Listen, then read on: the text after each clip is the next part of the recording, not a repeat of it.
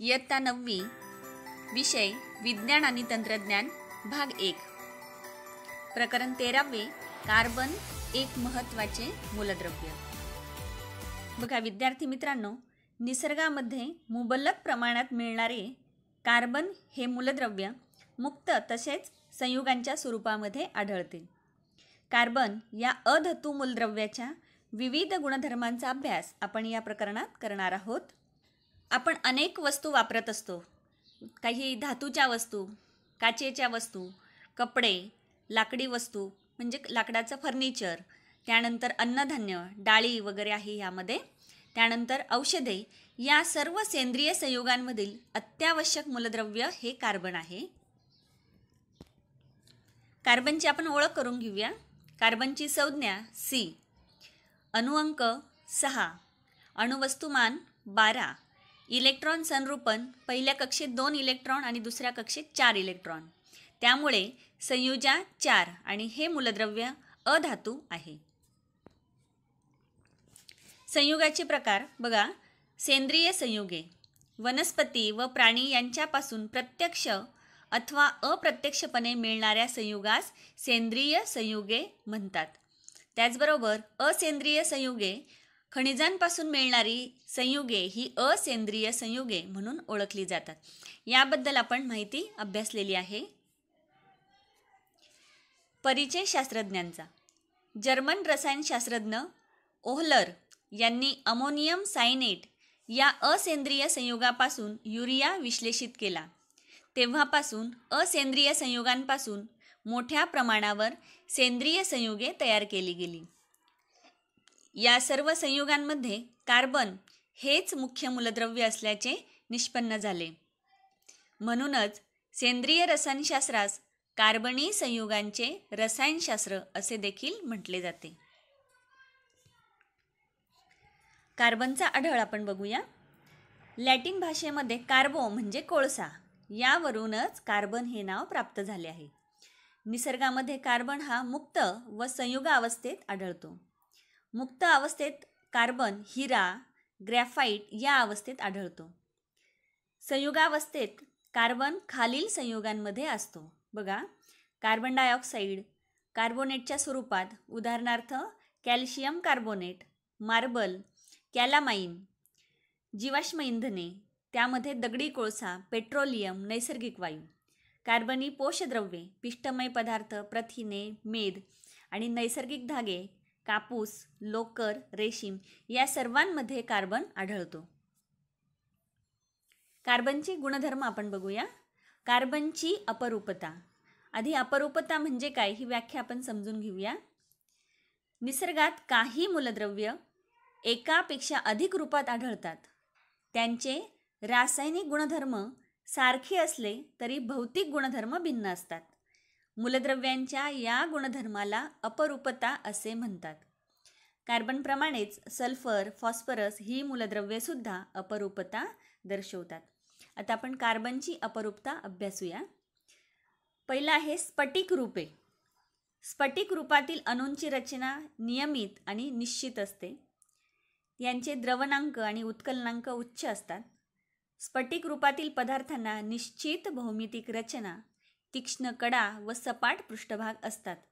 कार्बनची 3 स्फटिकी अपरूपे आहेत, ती आपण बघूया। पहिला आहे हिरा।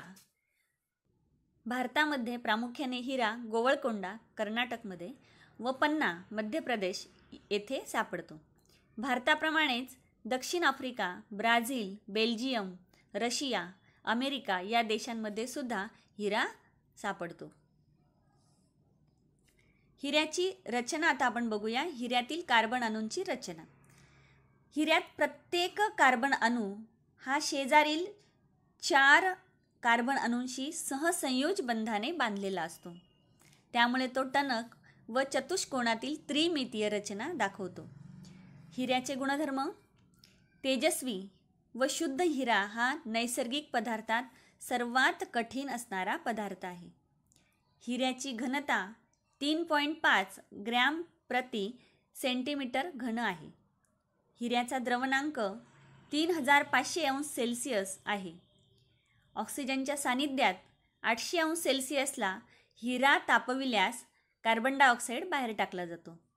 या प्रक्रियेत कार्बन डायऑक्साईड शिवाय कोणतेही उत्पादित तयार होत नाही. कोणत्याही द्रावकात हिरा विरघळत नाही. हिऱ्यावर आम्ल किंवा आम्लारी यांचा काहीही परिणाम होत नाही. हिरा विद्युत दुर्वाहक असतो कारण त्यात मुक्त इलेक्ट्रॉन नसतात. आता आपण हिऱ्याचे उपयोग बघूया. काच कापण्याच्या व खडकाला छिद्र पाडण्याच्या उपकरणामध्ये हिरे वापरतात. हिरा कठीण असल्यामुळे त्यांचा इथे वापर होतो. अलंकार तयार करण्यासाठी हिऱ्याचा उपयोग होतो हे आपल्याला माहिती आहे.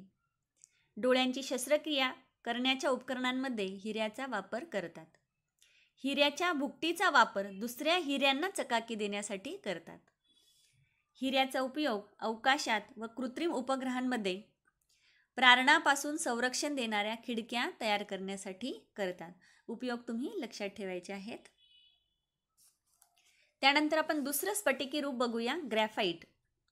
नैसर्गिक स्वरूपात ग्रॅफाइट रशिया, न्यूझीलंड, अमेरिका व भारतात आढळते.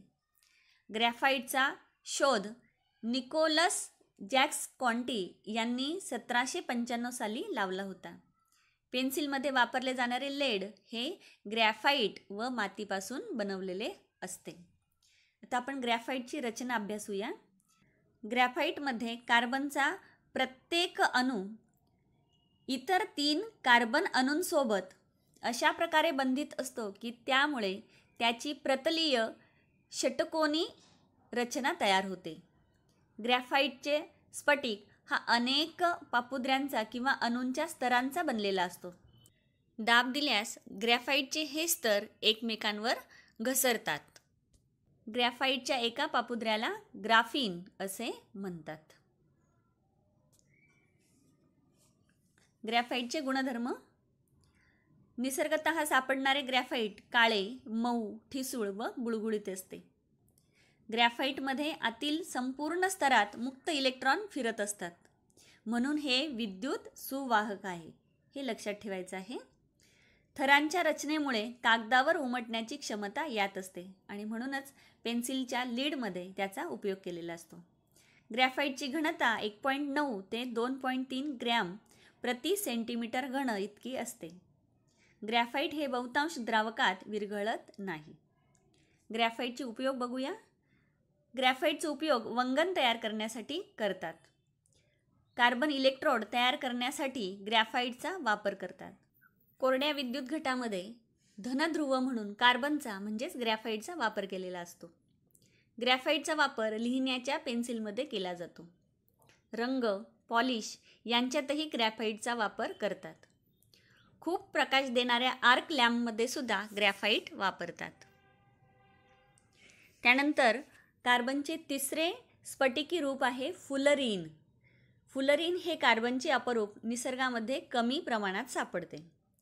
फुलरीन काजळीमध्ये, ताऱ्यांच्या अदल्यामधल्या जागातील ढगांमध्ये तसेच भूगर्भाची बांधणी होतानाच्या मधल्या जागेत सापडते. बकमिन्स्टर फुलरीन म्हणजेच कार्बन 60 हे फुलरीनचे पहिले उदाहरण आहे. रिचर्ड बकमिन्स्टर फुलर या वास्तुशास्त्रज्ञाने केलेल्या गोलाकार घुमटेच्या रचनेवरून कार्बनच्या या अपरूपाला फुलरीन हे नाव देण्यात आले. C60 या फुलरीनच्या कार्बनी अपरूपाच्या शोधासाठी हॅरॉल्ड क्रोटो, रॉबर्ट कर्ल आणि रिचर्ड स्मॉली यांना 1996चे रसायनशास्त्राचे नोबेल पारितोषिक देण्यात आले. त्यानंतर C16, C70, C76, C82 आणि C86 ही फुलरीनची आणखी काही उदाहरणे आहेत. ते रेणू निसर्गात थोड्या प्रमाणात काजळीमध्ये आढळतात. फुलरीनची रचना ही एक ट्यूबप्रमाणे सुद्धा असते, त्याला बकी ट्यूब असे म्हणतात, किंवा बॉलच्या स्वरूपामध्ये असते, त्याला बकी बॉल असे म्हटलं जातं. फुलरीनचे गुणधर्म. फुलरीनचे रेणू बकी बॉल व बकी ट्यूबच्या स्वरूपात आढळतात. आपण आत्ताच बघितलं. एका फुलरीनच्या रेणूत साधारणतः 30 ते 900 कार्बन अणू असतात. फुलरीन कार्बनी द्रावकांमध्ये द्रावणीय असते. उदाहरणार्थ कार्बन डायऑक्साईड व क्लोरोबेन्झिन. फुलरीनचे उपयोग बघूया. फुलरीनचा उपयोग विसंवाहक म्हणून करतात. जलशुद्धीकरणात फुलरीनचा उत्प्रेरक म्हणून वापर करतात. एका ठराविक तापमानाला फुलरीन अतिवाहकता हा गुणधर्म दाखवतो. कार्बनची अस्फटिकी रूपे बघूया आपण. या रूपातील कार्बनच्या अणूंची रचना ही नियमित नसते. स्फटिकी रूपामध्ये कशी असते? नियमित. आणि या ठिकाणी कशी असते? नियमित नसते, म्हणजेच अनियमित असते. दगडी कोळसा, लोणारी कोळसा, कोक ही कार्बनची अस्फटिकी रूपे आहेत. दगडी कोळसा बघूया आपण. दगडी कोळसा हे एक जीवाश्म इंधन असून यामध्ये कार्बन, हायड्रोजन व ऑक्सिजन असतात. यात थोड्या प्रमाणात नायट्रोजन, फॉस्फरस, सल्फर असतात. हा स्थायू रूपात सापडतो. याचे 4 प्रकार आहेत. पहिला प्रकार आहे पीठ. कोळसा तयार होतानाची पहिली पायरी म्हणजे पीठ तयार होणे होय. यामध्ये पाण्याचे प्रमाण जास्त व कार्बनचे प्रमाण 60 पेक्षा खूप कमी असते, म्हणून यापासून कमी उष्णता मिळते.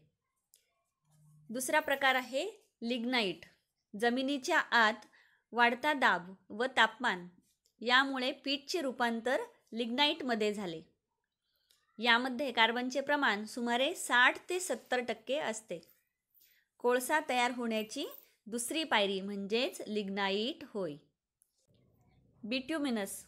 कोळशाच्या निर्मितीच्या तिसऱ्या पायरीत 1, 2 आणि 3. तिसऱ्या पायरीत बिट्युमिनस तयार झाला. यात कार्बनचे प्रमाण सुमारे 70 ते 90% असते. आणि चौथा प्रकार आहे एन्थ्रासाइट. कोळशाचे शुद्ध स्वरूप म्हणून एन्थ्रासाइट ओळखला जातो. हा कोळसा कठीण असून यात कार्बनचे प्रमाण सुमारे 95% असते. त्यानंतर दुसरं स्फटिक आहे चारकोल. प्राण्यांपासून तयार होणारा चारकोल हा प्राण्यांची हाडे, शिंगे इत्यादींपासून तयार करतात. तर वनस्पतींपासून तयार होणारा चारकोल म्हणजेच कोळसा हा लाकडाच्या अपुऱ्या हवेत केलेल्या ज्वलनापासून तयार होतो. कोळशाचे उपयोग कारखान्यामध्ये, घरांमध्ये कोळसा इंधन म्हणून वापरतात. कोक, कोल गॅस, कोल टार मिळविण्यासाठी कोळशाचा वापर करतात. विद्युत निर्मितीसाठी औष्णिक विद्युत केंद्रात कोळसा वापरतात. तिसरे अस्फटिकी रूप आहे कोक. दगडी कोळशातून कोल गॅस काढून घेतल्यानंतर उरणाऱ्या शुद्ध कोळशाला कोक असे म्हणतात. कोकचे उपयोग घरगुती इंधन म्हणून, त्यानंतर क्षपणकारक म्हणून कोकचा उपयोग केला जातो. वॉटर गॅस CO+H2 आणि प्रोड्युसर गॅस CO+H2+CO2+N2 यांच्या निर्मितीमध्ये कोकचा उपयोग करतात. बघा, अशा प्रकारे आपण कार्बनचे गुणधर्म, त्यामध्ये कार्बनची अपरूपता आणि त्यामध्ये कार्बनचे स्फटिक रूप आणि अस्फटिकी रूप यांचा अभ्यास केला. आता आपण यावर आधारित प्रश्न बघूया. फरक स्पष्ट करा. हिरा आणि ग्रॅफाइट.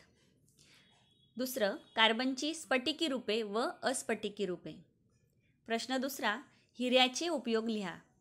प्रश्न तिसरा, ग्रॅफाइट विद्युत वाहक आहे, कारण लिहा. प्रश्न चौथा, हिरा, ग्रॅफाइट व फुलरीन ही कार्बनची स्फटिकी रूपे आहेत, हे स्पष्ट करा. प्रश्न पाचवा, प्रत्येकी 2 भौतिक गुणधर्म लिहा.